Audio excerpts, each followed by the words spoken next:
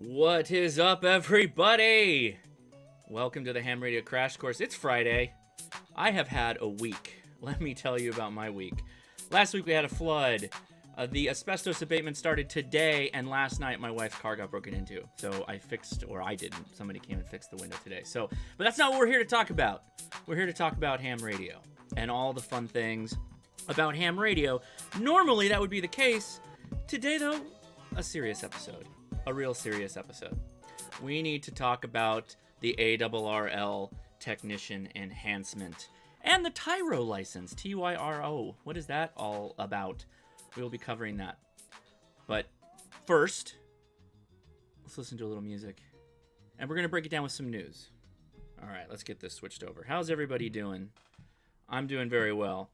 As always, Ham Radio Crash Course, we're trying to move forward with amateur radio. We're trying to learn about amateur radio, learn all the things, and then apply it. Because I've always found you learn by doing, and when you do it, you remember it, and then you can deploy it later. So we talk about all the things to get out there and get started with ham radio. And today we're going to be talking about potentially increasing privileges for technicians. So I find that pretty interesting. Steven says, hey, greetings from Pikes Peak region. Right on. I love that area. I love Colorado Springs. I love the Garden of the Gods. I had such a fun time going out there. Great little walk, little walking hike area. Beautiful area. If you guys can get up there, check that out. Also, Pikes Peak is a drive-up soda summit. So that's an easy 10-pointer right there. I guess easy is relative because you still got to get your car up. What's Tyro? Well, we'll be talking about that. Basically, it would be a new kind of license for amateur radio. We got Texas in the house, Ontario, Canada. James is here. What's up, James? Hey, quick shout out.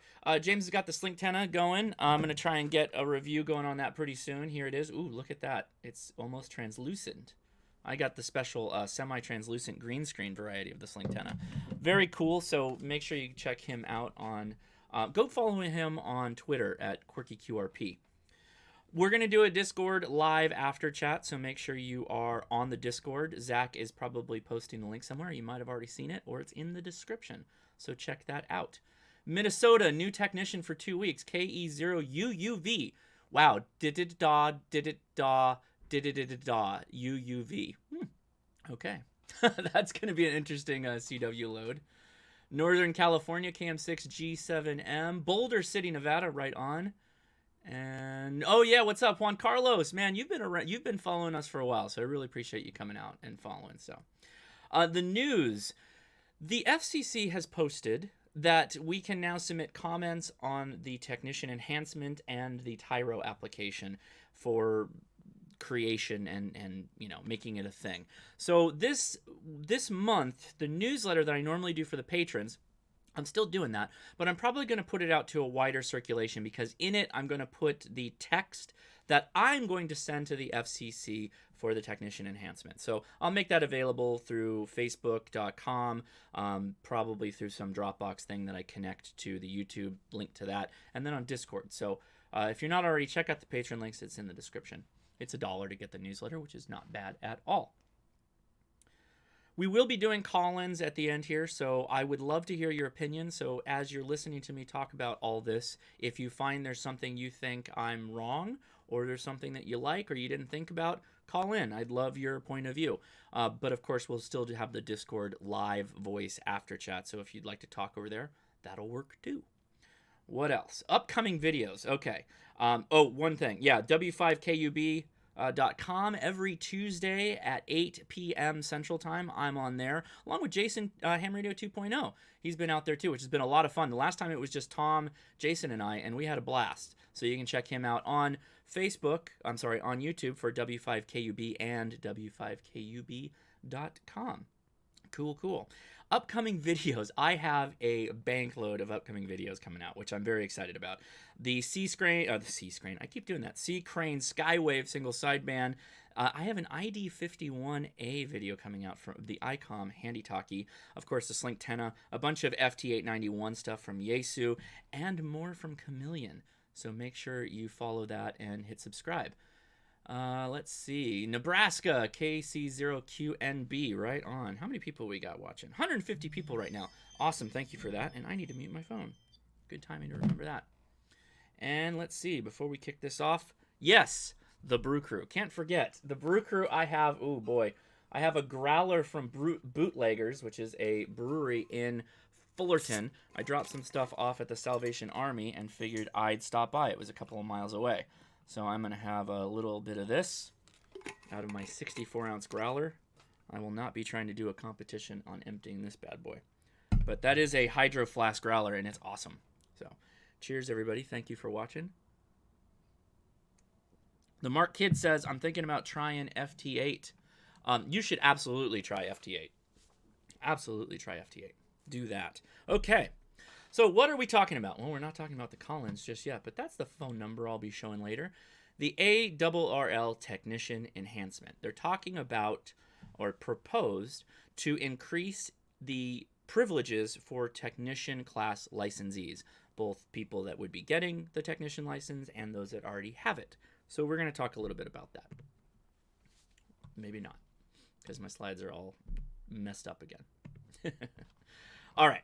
So what we're going to do is we're going to start with where we're at today, and then we're going to talk about what they want to do, and hopefully I've captured a lot of the dissenting comments why it's not a good idea, because I think everybody knows I'm pretty much for this, but hey, Lee, what's up? Cheers. He's going down to Smog City. Smog City is a brewery in Southern California. It's very, very good. What's up, Lee? So hope to talk to you later with Christine. Maybe you'll call or join the Discord and we can hear you guys out there.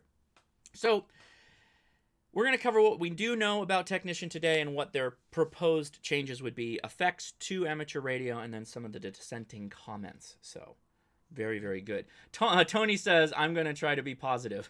Hey, so I understand where the arguments come from, and I hope I do a pretty good job of trying to be objective, because I support it, but I get where people are coming from. So hopefully you'll keep me honest, and if I'm not being objective, maybe make a note about it. Because, yeah, I want to be. I truly appreciate we're all a big community. We live in a society of amateur radio, and I want it to grow. I want it to live. I want it to thrive. I don't want to do something that will kill it. So here's the U.S. Amateur Radio Ban Plan that you are very familiar with. You've probably got a printout in your office somewhere. You could probably look to one side, and it's sitting there. So technicians largely on the HF bands have CW privileges. They have privileges on 80 meters, 40 meters, and 15 meters, and they only have CW band space. Now, I wanted to display this, and I'm going to make a note of it later. When you look at this and you see that little wave for continuous wave, the N is next to the T. The N stands for novice, T stands for technician, and underneath it says 200 watts. Technicians have a 200-watt PEP limit on their transmission power, so keep that in mind. The one quote-unquote HF band that is not CW, it's digital and voice, is 10 meters. And it's on the low side of 10 meters. It starts at 28 megahertz and goes up to 28.5 megahertz. So keep that in mind as we go forward. That's kind of the state of things right now. So you can get on 80, right? You can work CW, you can do 40, and you can do 15. I understand you may not be doing CW right now as a tech, but that option is there. And you have 10 meters, but more on my thoughts on that in a little bit. So VHF, UHF is often considered the tech playground because everything above 50 megahertz, techs have pretty much open access to. Repeaters, satellite, EME, Earth, moon bounce as it's called, they have pretty much all of that. So, repeaters are, I've got a radio right in front of me. The first thing you get as a tech is often people get an HT like this. This is the ID51A that I'll be reviewing and talking about in a future video. So it's kind of where we all start out. I started out buying an FT60, Yaesu FT60, and I got a lip mount that I still use today that I put on my S2000 with a quarter wave, 2 meter vertical antenna. And I worked repeaters. That's what I did. Went to a couple club meetings, found a club that I liked, and ended up sticking with them. But by and large, that's what I spent most of my time doing until I ended up, what did I do? I think it was Soda that actually started it. And it was other people talking at the clubs that got me interested in HF. But largely, you kind of get into the VHF, UHF sandbox, and that's kind of where a lot of people stick. James Hannibal says, 10 meter isn't enough. Techs need more of a taste of HF. Don't steal my thunder, James. We'll get to that in a second. So technicians, just to repeat where we're at, technicians get the following, right? And this breaks down the megahertz. They get 80, they get 40, they get 15, and they get data and single sideband on 10 meters, along with CW. And all modes access on everything above, should be above, not about 50 megahertz. And techs are limited to 200 watts PEP in the HF bands. This is really important to remember, okay, as we move forward, because it's going to be important. I've heard a lot of people say that they don't want to give techs access to HF, but I make this point twice because they already have access to HF. So technicians on HF. Techs are limited to CW on the HF bands, as I already said.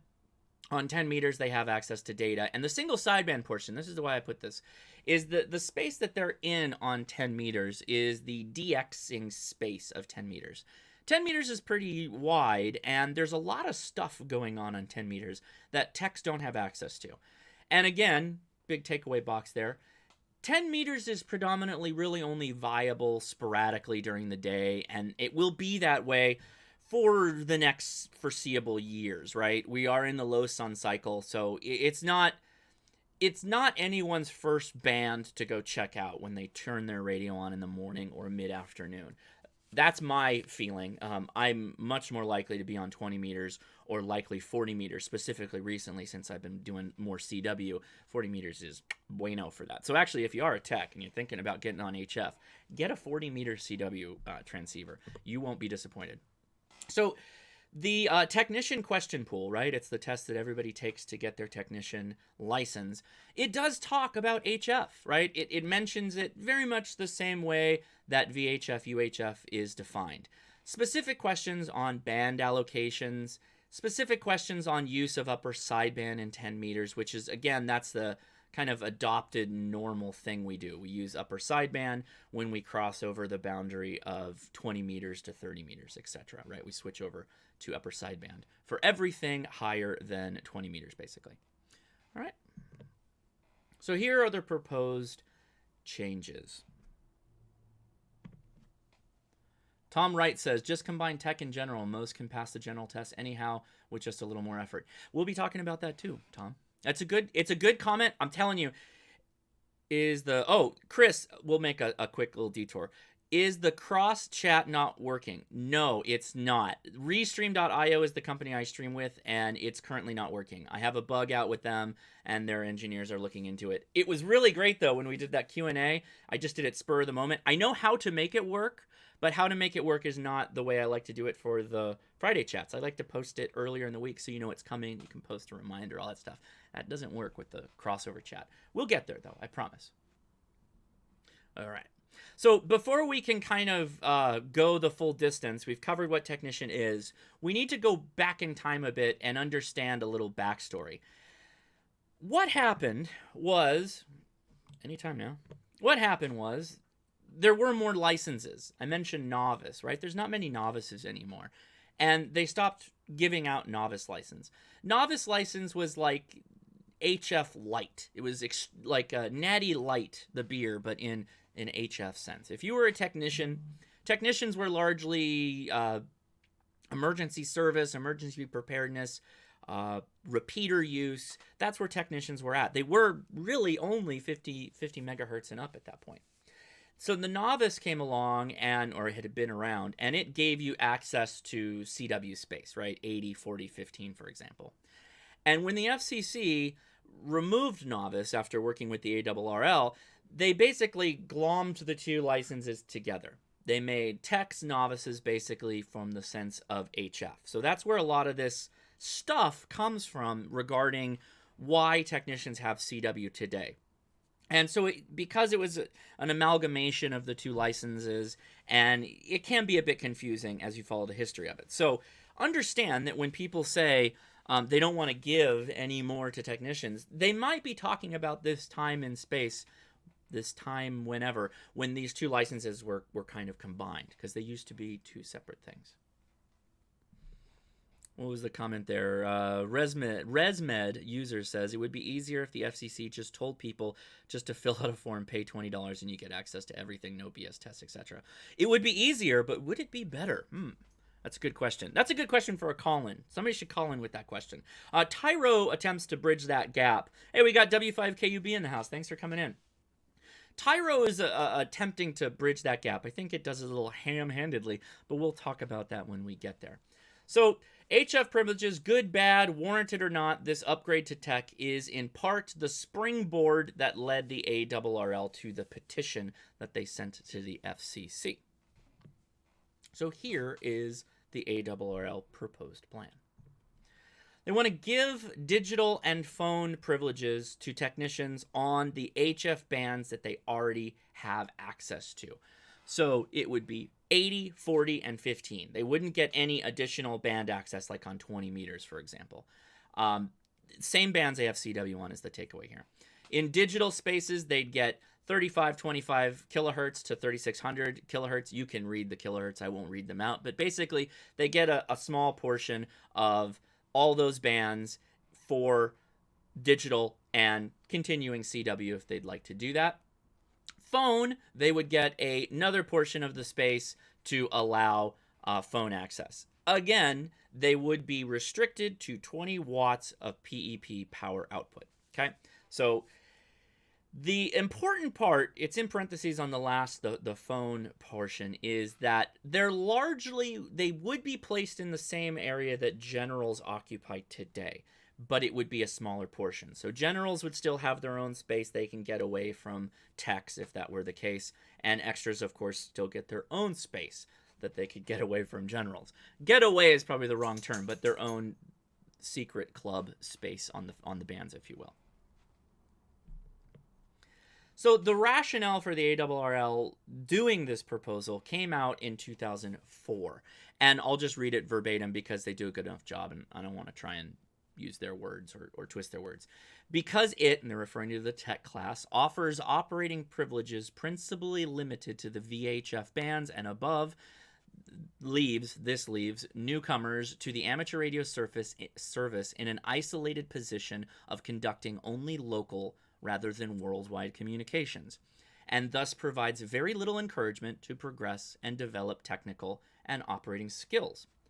Okay, so you see where they're going with that. They're basically saying, we've created this license in the technician that is very much VHF, UHF centric, and because of that, with just the license alone, there's not much the ARRL feels the technician can do to experience HF without reaching out to elmers or being a part of a club or a friend, a relative, whatever, that has the next level up that would allow them access to HF.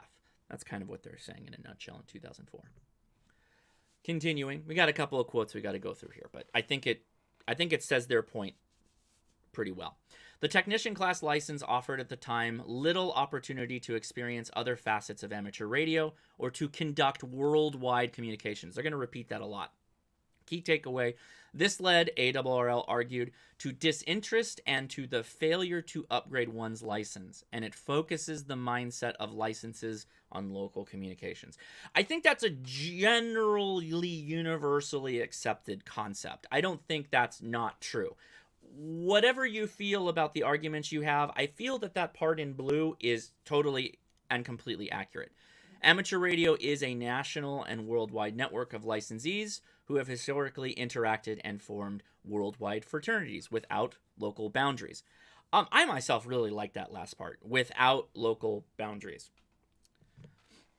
The entry-level license should offer limited operating privileges, but those privileges have to be, one, sufficient for the licensee to experience enough of the many facets of amateur radio, including nationwide and worldwide communications, to nurture an interest in proceeding further. So this is the Costco sample cart argument of amateur radio. If I give them a small piece of Jimmy Dean breakfast sandwich sample, they will be more likely to buy the 12-pack of microwavable Jimmy Dean breakfast sandwiches. That's basically what they're saying. Is if you get a little taste, then you're going to be more likely to want to progress. And I don't know the numbers for this. I should have probably done this little math beforehand, but I'm curious how many generals are more likely to get extra than technicians are to get general. That would be an interesting thing. I know extra's a lot harder than general, but I have a feeling that it probably works out in the favor of generals being more likely to get extra, even assuming the complexities of getting that license. So yeah, thanks for watching, everybody. By the way, we have 260 people watching. I really appreciate it. If you could, if it doesn't hurt you, give me a thumbs up and hit that subscribe button. I'd appreciate it. Or the thumbs up at least, or one or the other. You pick, but I appreciate it. But two, not so comprehensive a portfolio that the range of topics on which the entry-level examination candidate must be examined becomes so extensive and cumbersome that the license examination becomes daunting. So what they're saying here is that how do you give someone worldwide, nationwide ability in communication without testing the crap out of them, that they can't pass the test, right? Some would argue that's general. I don't necessarily agree, but you got to wait to see when I get to those slides. So this is the state of techs since 2007. Now, this is, respectfully, this is an ARRL graph. I will make a shout out here. I posted a link to, I believe it's Wireless Lady or Wireless Girl. It's in the description. She, or whomever the editor or creator of this article was, wrote a very compelling dissenting post on why we shouldn't give technicians an enhancement. And I feel that while it is a dissenting point, it's a very good point because they took the time to say what was good and what they didn't like, and actually picking and choosing some of the portions of this enhancement that would be really positive and blatantly saying, no, we don't want to do this, this is bad.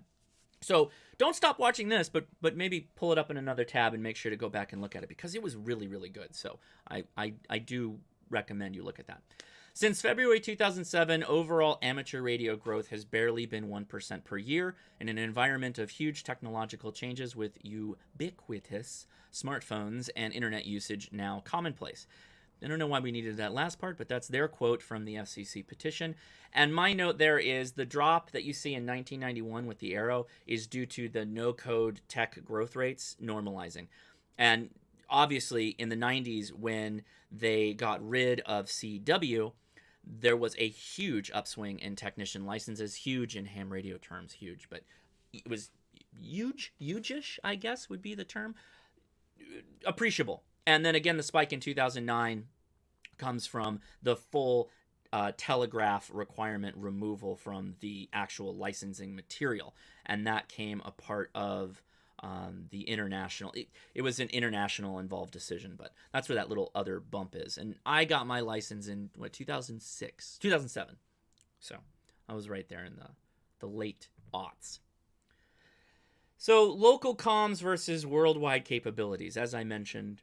The ARRL really spent a lot of time to talk about worldwide comms versus local comms with regards to technicians. How much worldwide comms, nationwide comms should technicians get? They argue more than they're getting now. Not all the spaces, not all the bands, but more than they have access to today. And that's their primary argument, is that VHF, UHF kind of locks people into a mainly line-of-sight communication format. The downside of this, as technician stands today, I see as the following. It largely centers around repeater work. Now, I appreciate there are amazing satellite operators that only do technician, or that are only technicians, and there are amazing people that do Earth, Moon, Earth that may be technicians, but I assume they're probably generals, just my guess. So if you live in an area unlike mine, I'm lousy with repeaters in my area. If there are no repeaters in your area, then you're not going to have much fun. Or if there's only one, then it becomes a treehouse that, what was it? The no-homer treehouse. That's not great either. And I don't think that somebody should have almost a bully pulpit of controlling the communication in the area. I appreciate that we have a license and we have rules we need to follow, but I don't like the concept that one person who owns the repeater or the club that owns the repeater kind of has all the localized power. And that's kind of what it is now. If you don't have a lot of repeaters, you're kind of stuck in that sense. Repeaters are predominantly operated by clubs, which I meant, which forces techs to involve themselves with said clubs. That's a problem we'll talk about in a little bit, but clubs are changing. The face of clubs are changing. Baby boomers who were, if I go back actually, the large uptick in the late 90s and through most of the early aughts, it was discovered through surveys that were taken, although some people question the source material for these surveys was kind of dubious in the information. But they believe that the largest percentage of people that were getting their technician license were baby boomers. So the thought being that over time, as we, again, this proposal by the ARRL would go for 10, 15 years. So in the time that baby boomers might stop being as active on amateur radio, the hope is that technicians, this upswell of technicians, would get enough incentive to carry on into the other license. So you got to think long game here, long con, right? So the no options in dealing with local people. I'm sorry, no options to. Oh, so VHF, UHF, you have to deal with local people, right? You have to be involved if you want to in those spaces. You can do simplex, but again, you're somewhat limited, and there may not be that many people other than the people that are already in the club, right, in your local area. So that means no contesting outside of 10 meters, no DXing outside of 10 meters, and very less effective SOTA if there is people that are chasers at all for SOTA in your area, depending on where they're at. So just keep that in mind. Those are some of my thoughts. Of course, you can live in my area, which is wonderful for technicians. Tons of repeaters. Tons of digital repeaters. You can always get a node. Where's my hotspot? I have my hotspot right here. I didn't plan this, but there's my hotspot. You could just work technician on digital. I appreciate that. I don't think that takes away from the ARRL's point of a larger point, right? They're looking at the larger movement, not necessarily what you can do because you're working within the hand that you've been dealt. Tyler Cruz says, there is a handful of VHF repeaters near me. There's one that I didn't feel welcome on. Had that feeling there, why are you here? And one I felt very welcome. Yeah, so that's great. that's the best thing that you can have, and that's where we should be. So I appreciate that.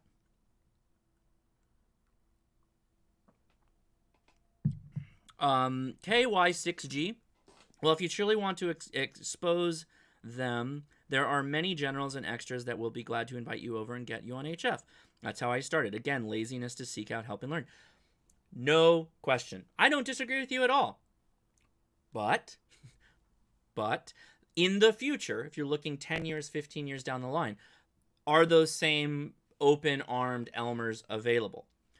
I've noticed a trend downward that there are less open and helpful elmers that are physically available to go have an eyeball QSO with. That's my opinion, and that is an opinion that many technicians share to me on the internet, on Facebook, on our group on Facebook for the Ham Radio Crash Course. By the way, we're about to cross 3,000 members on the Ham Radio Crash Course Facebook group, which is amazing, so I appreciate that. All right. So I'm going to cover some of the common arguments against the ARRL proposal. You've probably already seen some of them in the chat above me. I can't follow the chat as much as you all are, but I appreciate you guys are all being nice to each other. Remember, we're all in this fraternity of amateur radio together. We want to do the right things that keep it going in the future. So put your long-term hats on. Your forward, what's the Karnak, the great Karnak? Was that Johnny Carson when he put the turban on his head? Was it a turban? I think it was. Put your hat on for long vision and see what's going on and how we can help improve. Not doing anything in this case is probably not the answer. I'll just say that. So, it's already been said in the comments, but getting your general is not hard. Just take the test. My note, I agree on the face of the argument completely. General is not hard. It takes a little bit of study. It's not difficult to do. I think that people should do it, but if you don't experience something or know how fun something could be, remember, field day only comes around once a year, guys. Clubs may not be as welcoming to foster HF growth. And my YouTube videos are only so good at getting people excited about HF. It works for a lot of people. There's tons of YouTube videos out there, YouTube creators that are doing great stuff. It makes me excited when I watch them, and I'm already licensed, right? So I appreciate that there are lots of ways that incentivize people to move on to get their license. But the ARRL is not YouTube, it's not Facebook, it's not a club, it's not an Elmer. It's a body that's trying to foster further growth in amateur radio. And I have a slide that's later that kind of makes you hopefully question the motives of the ARRL a little bit. But with that said, let's just take it on face value that they're truly just trying to improve the face of amateur radio. So I believe the argument of just go get your general, it's not hard, is flawed because it takes 2 tests to get to HF. Real HF, effective HF, right? 20 meters, 40 meters, single sideband, digital. You need to take 2. You need to take your tech and your general. For most people, if there's no incentive to continue, there will be no forward growth. Going back to the Costco Jimmy Dean sausage. If you didn't know the frozen Jimmy Dean sausage sandwiches were in the freezer department because you had never bought them before and you had never tried them, and you tried one, you said, oh my God, get me these nitrates and sodium. I need these every day for the rest of my life for breakfast. How would you know if you walked past that freezer aisle? You wouldn't. Same thing with HF. Same thing with being active in these spaces. If you don't see it or experience it, you won't know it's fun. Techs can often become bored once repeater time doesn't bear the fruit. What was that? That was weird. I heard a little bang. There's nobody home. I'm all alone. The noise came from inside the house. For most people, okay, I got that. Tech can get bored once repeater time doesn't bear the fruit you're after. So I went through this. I got on repeaters. I found repeater I really like, and the same group of people have actually moved between different repeaters. And I'm still active. I get out there all the time. I listen all the time. But I started getting to the point that I wanted to do more. So what did I end up doing? Well, I started getting active with APRS. I got really excited. Oh yeah, how to make myself disappear. Yeah, there you go. I fell in love with APRS. This is obviously not the radio that I used for APRS. It was a Kenwood D72. But that really got me interested in connecting a radio to computer, trying out packet radio, and all that stuff. So I did go out and explore. And then that led to SOTA, because I was like, what do I do with this? GPS, ham radio, packet radio. Oh, this is awesome. Let's go outside. That led to what can I do outside with radio? And Bob's your uncle. Now I've got multiple QRP radios, and I love SOTA and I love mobile. So you can do it. I did it. I'm living proof. Does that mean that it will keep the hobby growing? Doing it the way I did it. Growing is the important term, because if you go back, 1% growth. 1% growth in technicians if you trust the ARRL. Let's say you don't trust the ARRL. 1% growth is obviously not sustainable. Is 4%? Is 5%? What's sustainable?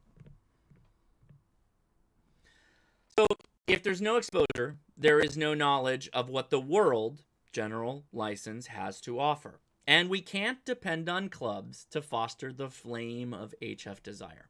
I don't feel that way. Further, I don't think the ARRL can count on that. Nor do I really think they should, right? Their job is to affect change in regulation, to protect us from having our rights infringed, our radio rights, and allowing us more rights. I think that's what they're supposed to be doing. That's what I pay them to do. That's what I hope they continue doing. More on that later. So if you can't depend on clubs and you can't depend on Elmers, again, should ARRL be depending on them? Maybe not. People cannot count on eyeball QSOs, as I already mentioned, to build interest in HF. And since we're in a low sun cycle, you can't really expect exploring 10 meters to give you that warm and fuzzy growth of amateur radio on HF. You really need more than that. So somebody said, Franklin Lewis. I think the ARRL is for hams what the NR is for gun owners. Moreover, they're a great publishing company. I do love their magazines, both of them. Obviously QST, but what's the other one? That's that one's more a little bit heavy electronics. So Franklin, I appreciate the super chat. Thank you very much. It will go to the window in my wife's car. Nismore2 asks, can you Amazon link me to the Yaesu antenna adapter you use? Yeah, it's in the Amazon store in the description. If you go to amazon.com/shop/#nasi, links in the description, and you go to the Ham Radio Crash Course, there's going to be a black BNC to SMA adapter. That's the one you want.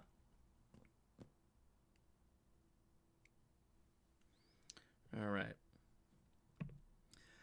So, it's like I have a precognition of what you guys are saying. Don't give technicians something they have not earned.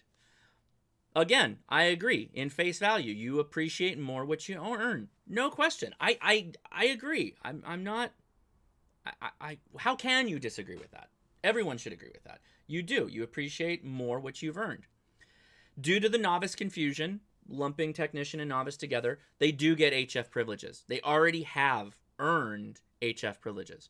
They do get tested on HF, and it's included in the license. So either make the license useful and foster growth in ham radio, or perhaps remove those privileges to avoid future confusion. I would be open to just saying, technician, you're just over here, no HF, maybe leave them 10 meters. If the proposal is accepted, I can just about guarantee the ARRL will change the question pool to suit the privileges. They kind of have to, right? I appreciate that they don't really want to change the question pool, and we do have a change coming up, and I think I've heard mention that this question pool would be, the one we're going into would be good for multiple years. So I don't know how that works out, but I'm always scared when people say, don't give technicians something they haven't earned. They already are tested on HF. They're already tested on how to talk into a microphone. Many of the things that you do with a VHF, UHF radio, you do with an HF radio. So it doesn't make sense. The argument doesn't come across. They've earned the privileges. That's why they took the test, right? That's why they have access to HF. Tony KG5TON says, are you going to have a Tyro crash course? Maybe I'll just run the class. I'll do an online Tyro class. So I hope we stop saying that. Don't give them something they haven't earned, because that's just, I think, being a little ignorant to the test they're taking. They are tested on HF and they get access to HF. The only difference is the mode is single sideband and digital. So another one. Technicians with HF will not have the proper skills to operate. Now, this quote is a joke, total joke, but there are two kinds of people. The first are those that tell you they memorized portions or all of the technician and general questions to pass the test. The second are liars. Literally ask anyone who recently got their license how much of it was memorization. A lot. There's a lot of people that memorize most of the questions on the test, and then they go out and they're operating. They're generals. They can go and operate on HF.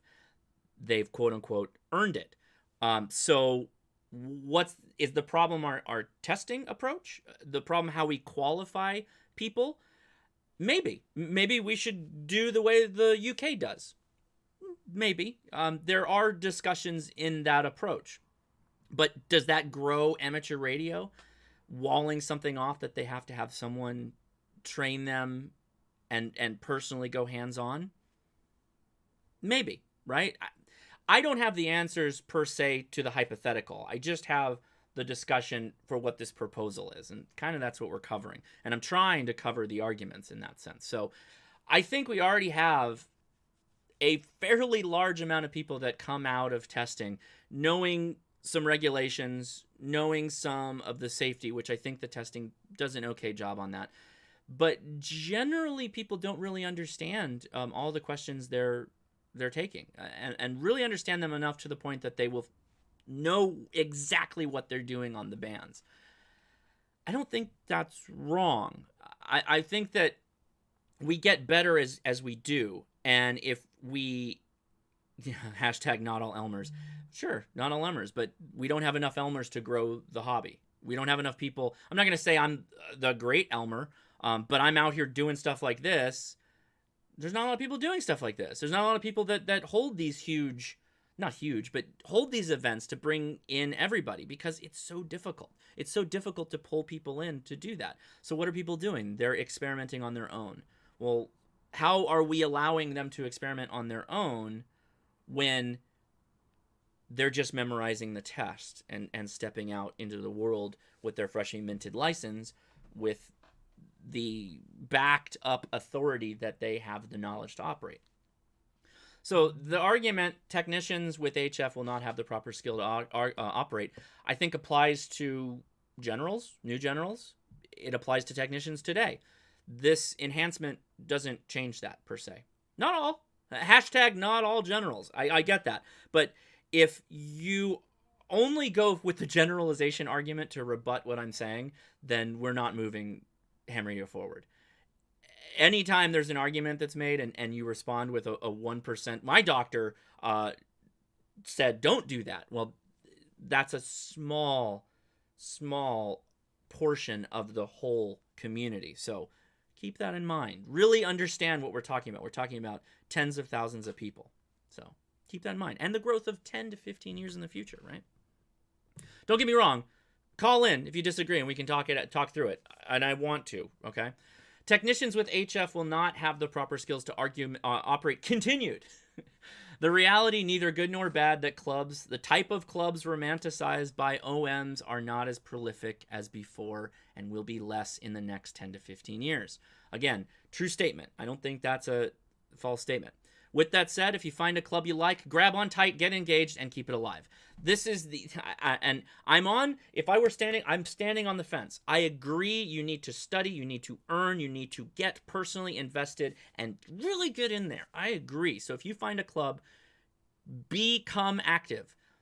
Become a part of the leadership, the council, whatever they call it. Totally immerse yourself in it. Keep it alive. Bring in technicians.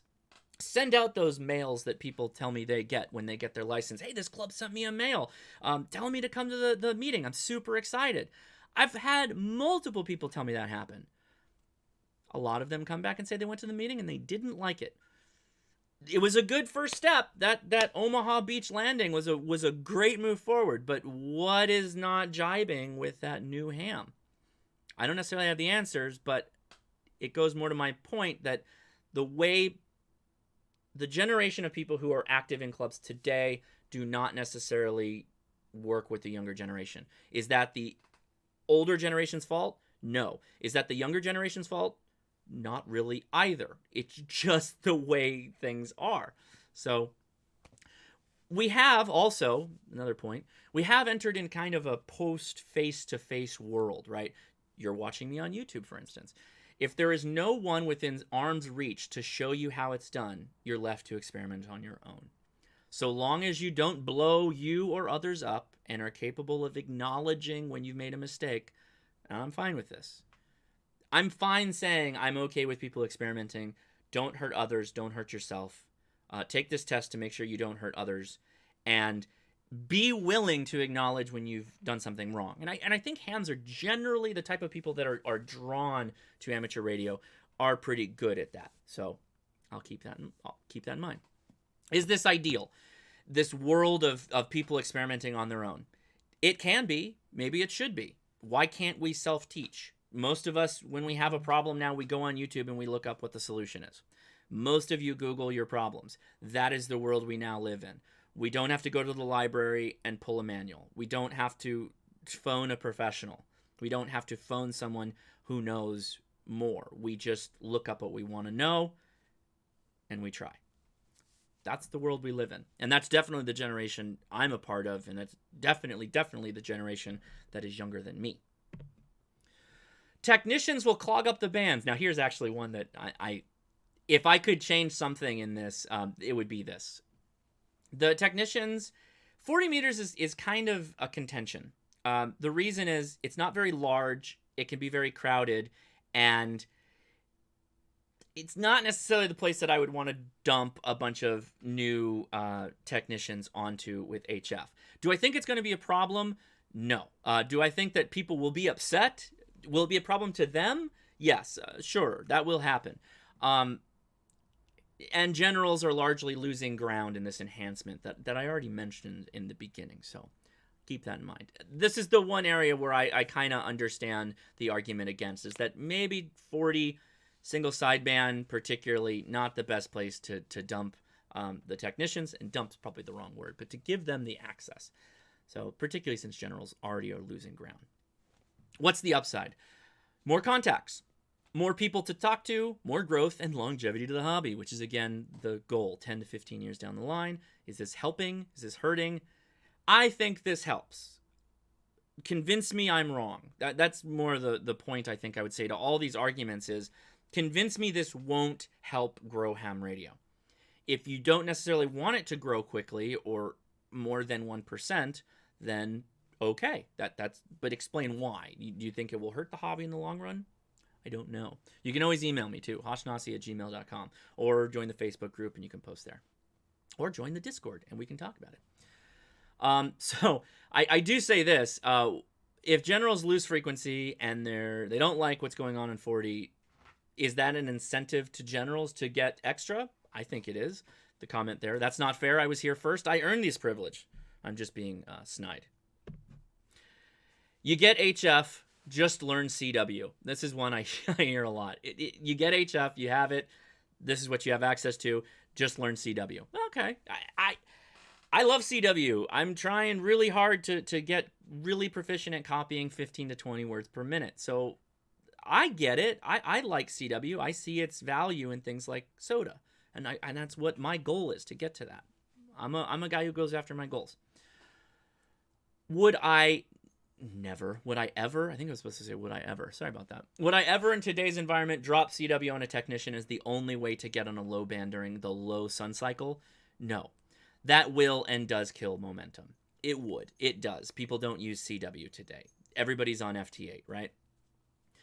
Unless the tech in question was into that prospect, which I agree, I think we all agree, they would be rare. So the technician who wants to do soda could do it now with CW.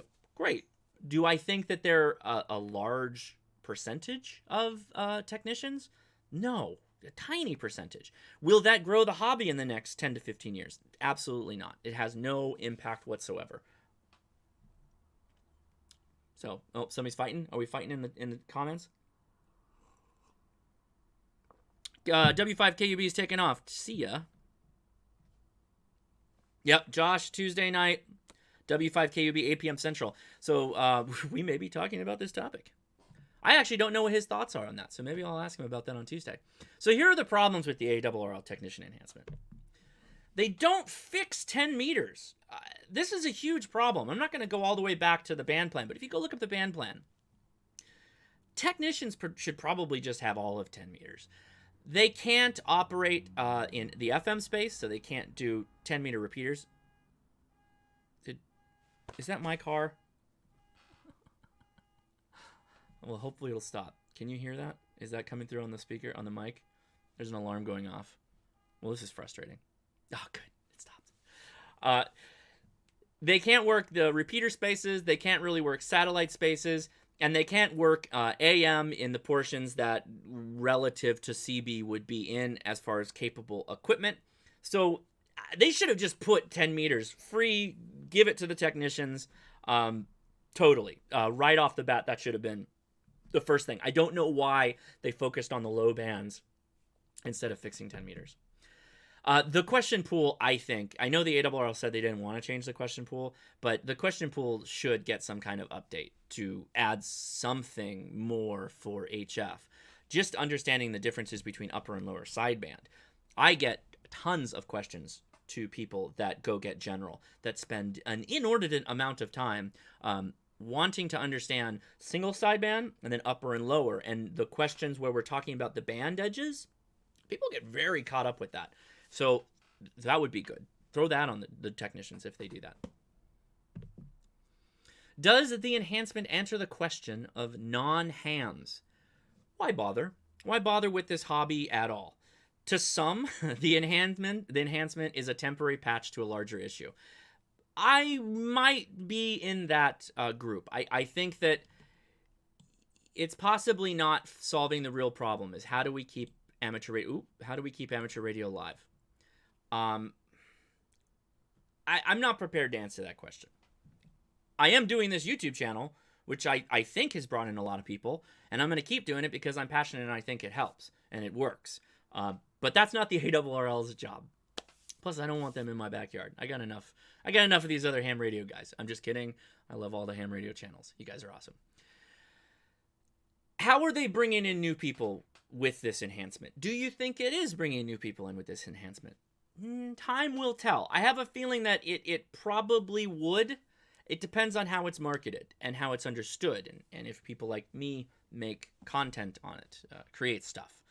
The problem with moves such as these is they make many licensed amateurs upset. Just look above me. There's multiple licensed amateurs that are more upset about this than anything good that the ARRL could be doing right now, which, as we know from recent political victories, only spurs your now angry base to reject and overtake you. Is this juice really worth the squeeze? I argue it might not be. I support it, but is it good disenfranchising the many upset hams that we have that are in the chat right now? I understand. I get your point of view. I don't disagree with you. Norman Hauser says, I'm a CBer and I'm creeping into ham. Good man. CBers are welcome. People who understand people who understand radio, more to the party. Get in the pool. We got tons of room in this pool, actually. People say the bands are dead. It's not. It's that there's hams not on the bands, which throw some more technicians into that.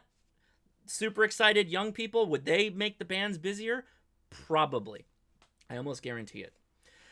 So yeah, I get it. I get where you're coming from. Is the juice worth the squeeze? Why are we doing this? I'd much rather see the ARRL focusing on getting HOAs off amateur radio's backs. There are multiple people I know of who are not progressing into general because they don't want to worry about putting up an antenna and having to deal with the HOA. If you're gonna bang this gong for the technician enhancement, you must also bang HOA gong. That's a whole nother frustration, but I really think that more needs to be done by the ARRL regarding HOAs. So I was going to read this, but we're running a little long, and I want to talk briefly on Tyro. What the hell? The operating privileges that accompanied the license class isolated them from their peers as a practical matter. It relegated them to communications within local geographic areas, and they became largely segregated into amateur radio clubs and groups oriented towards FM repeater communications. The technician class license offered at the time little opportunity to experience other facets of amateur radio or to conduct worldwide communications. This led, ARRL argued, to disinterest and to the failure to upgrade one's license class. And it focuses the mindset of licensees on local communications, like ARRLs and RACEs. Not that there's anything bad, but that's kind of the outlet. Amateur radio is a national and worldwide network of licensees who have historically interacted and formed worldwide fraternities without local boundaries. Appropriate modern HF operating privileges at the entry level are necessary to address this, ARRL's petition stated, and it was further necessary to broaden the scope of experience of the entry-level licensee, to allow that licensee to become part of the whole of the amateur radio community, and to encourage technical experimentation and self-training. Self-training. Kind of my argument. But, and I leave you with this caveat before we talk Tyro. Remember the source here. The ARRL has roughly 20% of American hams as members. And they have a difficult problem retaining members, retaining subscribers. They're able to pull in the first-timers, but the next year, a lot of drop-off. So what is the real motive here? Put on your tinfoil hats. What is the real motive here? 20% of American hams, people who are licensed, not 20% of the population. 20% of the population of, if 20% of America was amateur radio operators, that would be nuts. There would be no space on the band. All right, Tyro.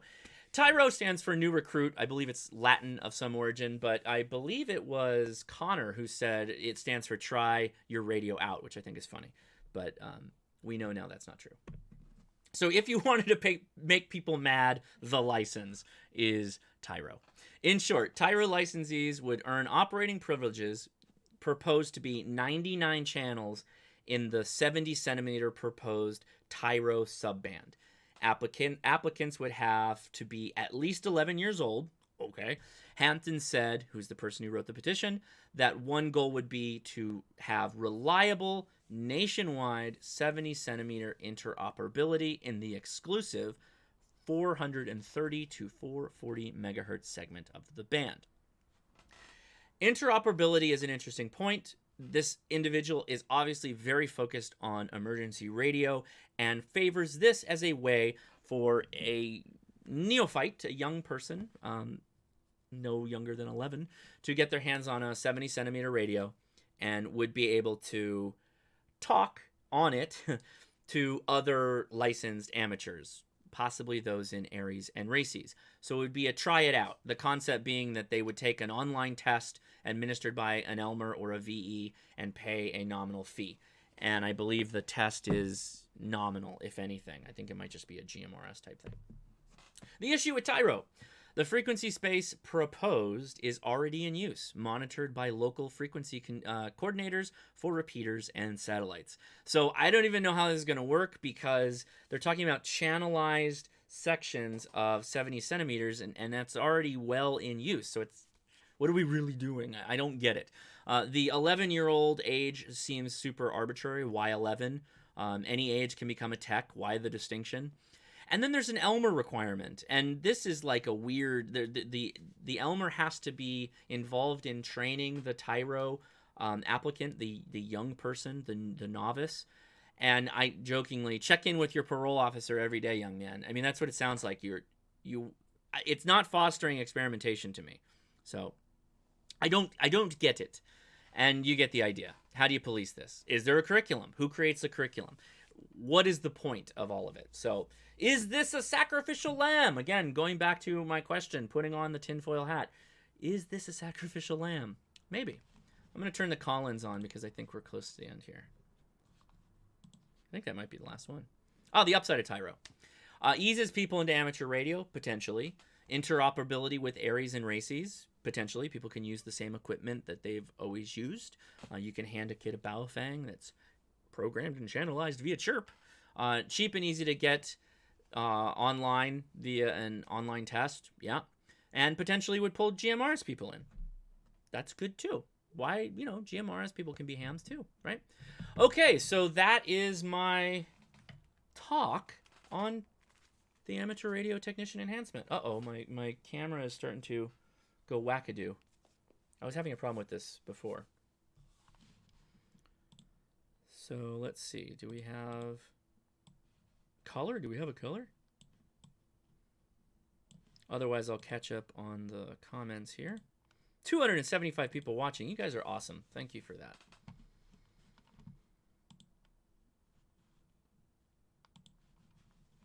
All right. Truant officer for Little Rascals, says Tony KGTON. Why do they need Tyro when they already have GMRS, FRS, and MERS? Good question. So a lot of those radios are not interoperable with amateur radios. So a RACES or ARRLs person would have to have both to be able to interoperate with this potential group. Why is the phone number over the call-in? Derp. All that bluster in the comments and nobody wants to call in. That's fine. We can just end this thing. We can go to Discord. You're probably already over there anyway. Tony, KG5TON says, I appreciate your effort with this topic. Yeah, I appreciate that some people may not love this. I get it. Lee says, I'd call, but I'm on the train. I appreciate that, Lee.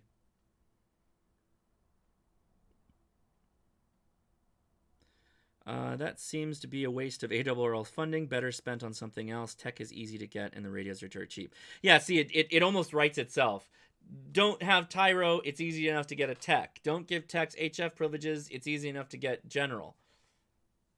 Right? I mean, you get... Mark Kidd says, I made some good points. I appreciate that. Thank you.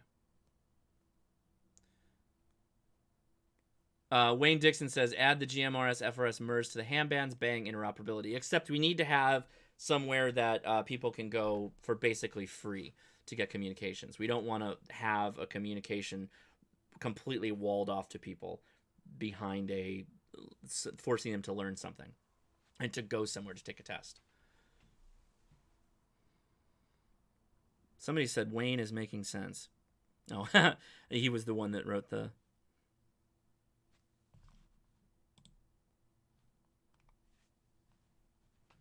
So somebody said abolish the... Oh, Colin Owens flood. Sounds like you guys need something similar to what we do in Canada.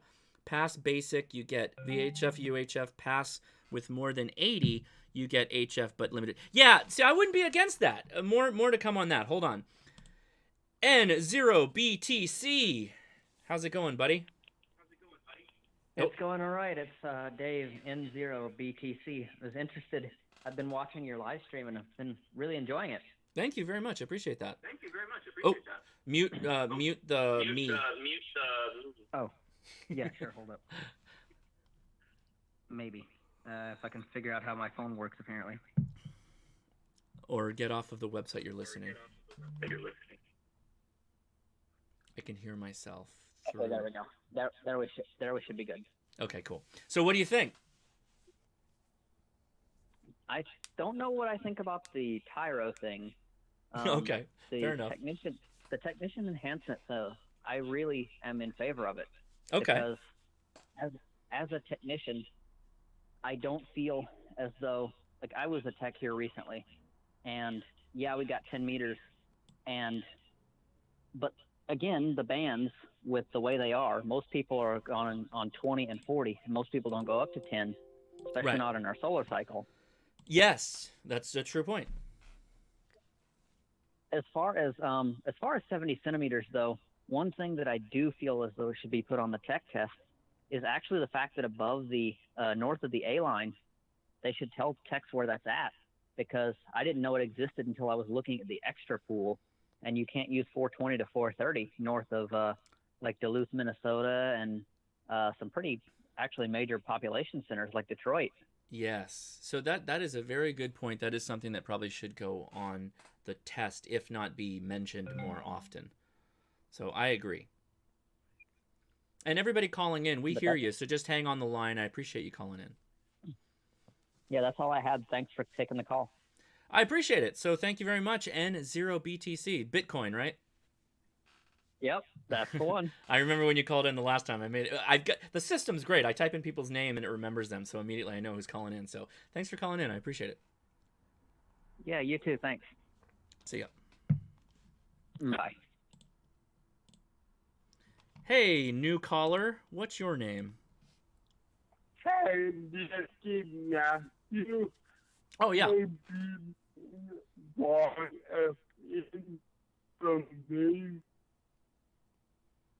Sorry, I didn't catch the last part. What was that? What was the question?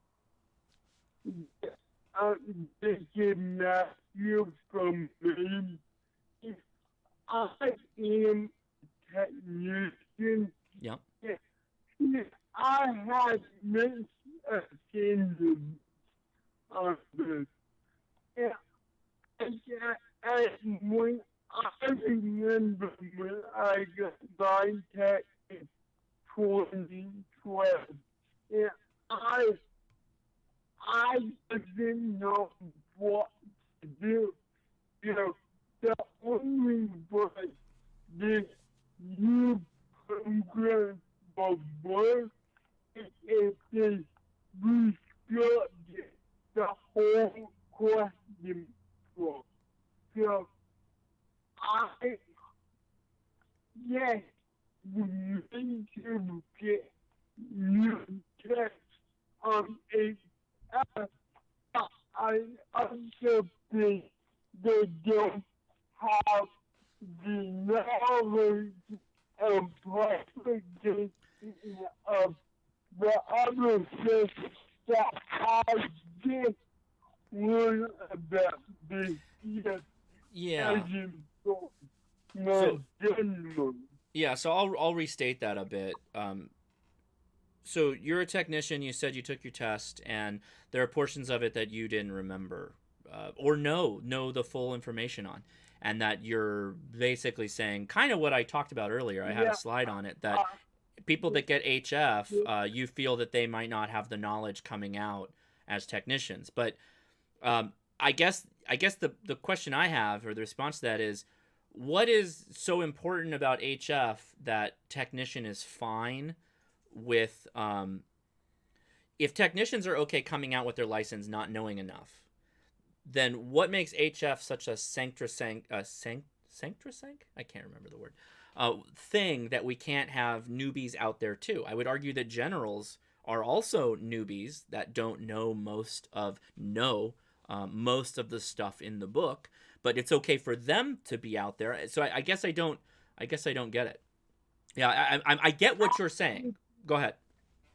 As a general, I get from the information general that stuff in the general event after which I learned as a technician because there are so many homes that the technician did not know. There was propagation that the government that could go on, and I think we will have a lot more write-ups of people that go out of their segment because they have no better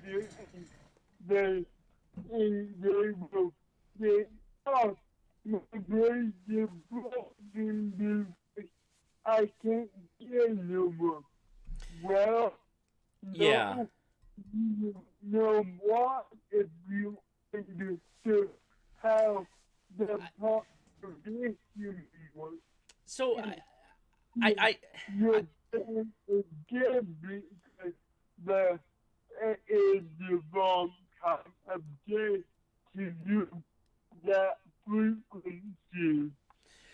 So I agree with you in the sense that there will definitely be technicians that come out on HF and not know things, and they will do things wrong, and OMs, actually non-OMs, just anybody will be like, oh, look at these technicians, they don't know what they're doing.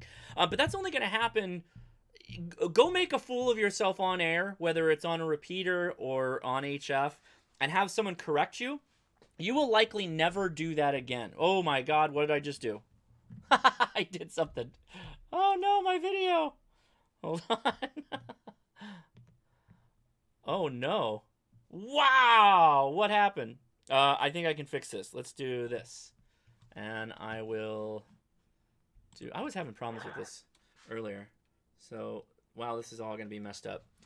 So, yeah, I think that you're right that it will happen, but I don't think that it's necessarily a problem that won't solve itself.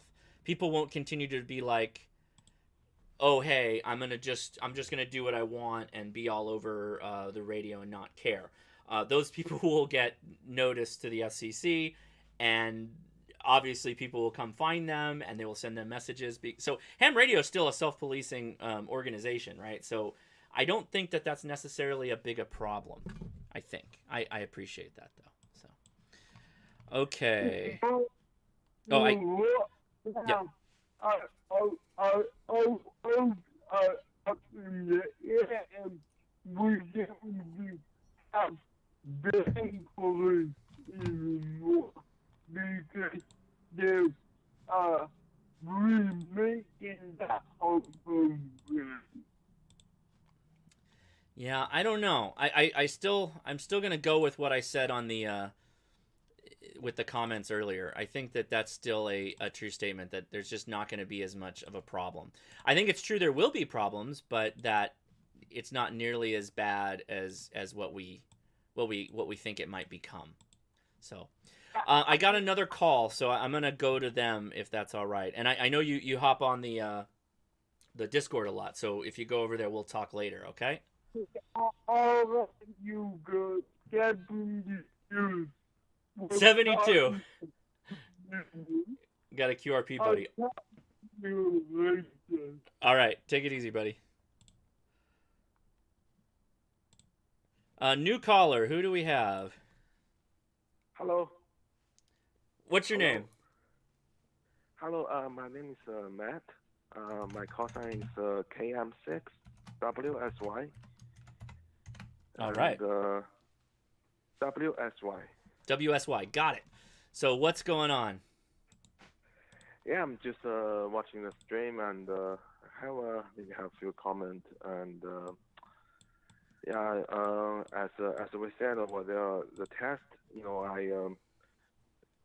I don't believe that test should be like just a footstep just to limit the people to get in.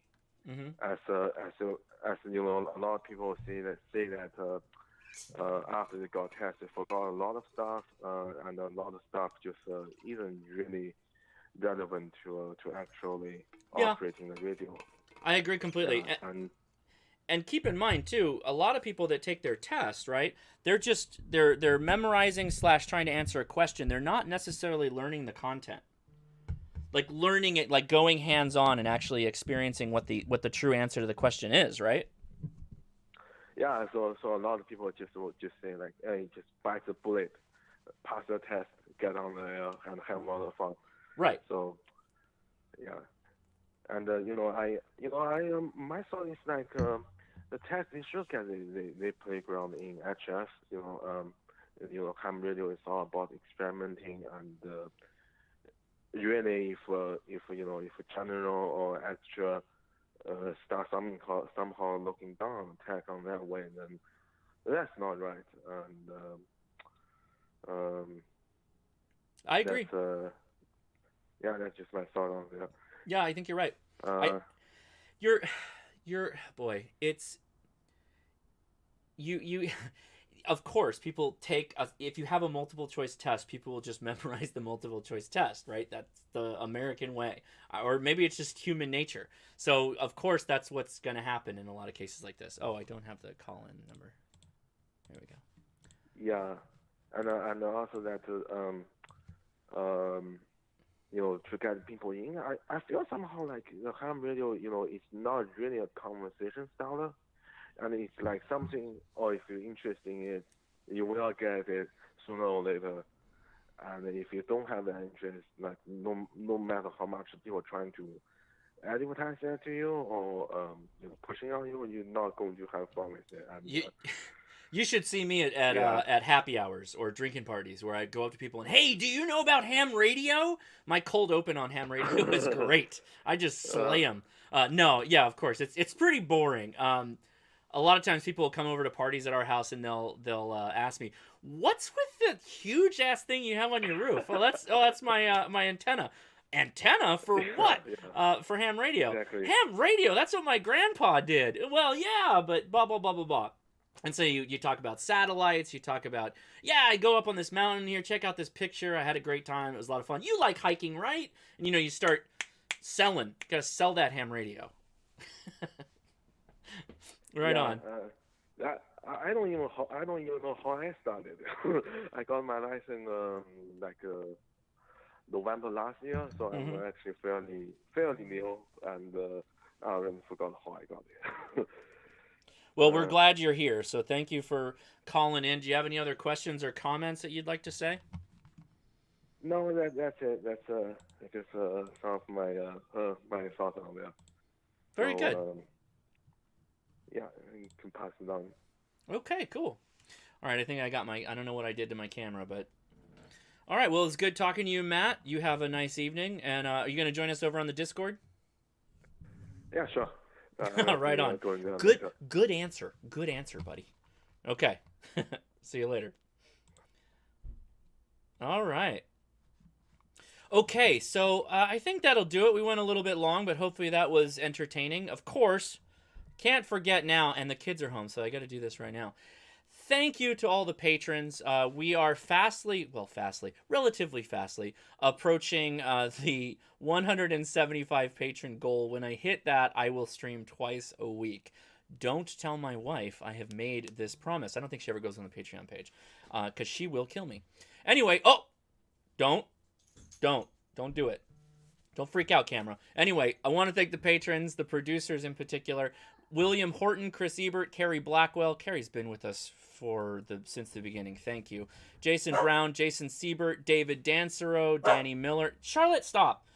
Anthony, Franklin Miller, Franklin Lewis, Michael Nieswender, Brad Snyder, Gareth Broadhead, Dennis Dunderdale, Justin Blackburn, Garrett Larson, the infamous No Name, Dean Johnson, Ben Kellum, Dennis Mickelson, George Gaini, Andy, Kenny Miyamoto, Ron Thorson, AD6DM Dennis, my buddy over on Twitter, Michael Baxter, Devin B. Hedge, Mark Chase, Mark McCarty, Julian OH8STN. We love his videos. Go subscribe to him.